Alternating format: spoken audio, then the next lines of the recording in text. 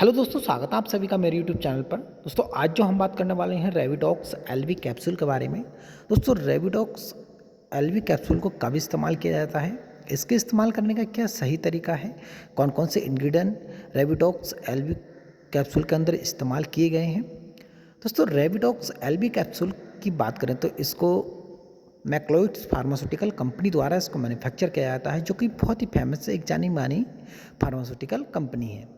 दोस्तों इंग्रेडिएंट की बात करें तो इसके अंदर doxycycline and lactic acid bacillus, ये दो तरह के इंग्रेडिएंट इसके अंदर इस्तेमाल किए गए हैं।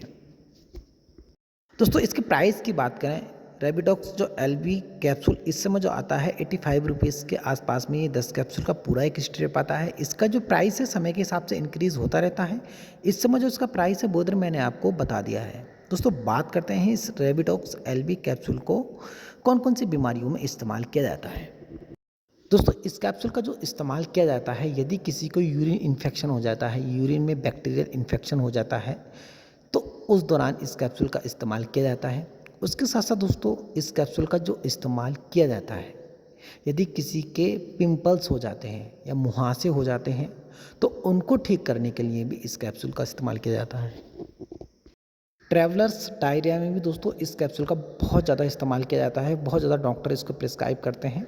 यदि किसी के गले में इन्फेक्शन हो जाता है, बैक्टीरियल इन्फेक्शन हो जाता है, तो उसको ठीक करने के लिए भी इस कैप्सूल को डॉक्टर के द्वारा दिया जाता है।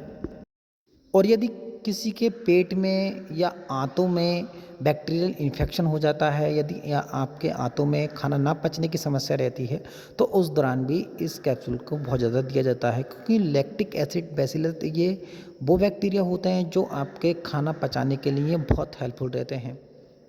तो इन सभी बीमारियों में इस कैप्सूल को डॉक्टर के द्वारा दिया जाता है। इसकी डोज़ की बात करें तो एक एडल्ट व्यक्ति को सुबह शाम एक एक कैप्सूल इस्तेमाल करने की सलाह दी जाती है। अगर आप इस कैप्सूल का इस्तेमाल करते हैं तो अपने डॉक्टर की देखरेख में ही करें, खुद से इस कैप्सूल का बिल्कुल भी इस्तेमाल ना करें। आई होप दोस्तों मेरे द्वारा दी गई जानकारी आपको पसंद आई होगी, तो मेरे चैनल को सब्सक्राइब करें, लाइक करें। धन्यवाद दोस्तों।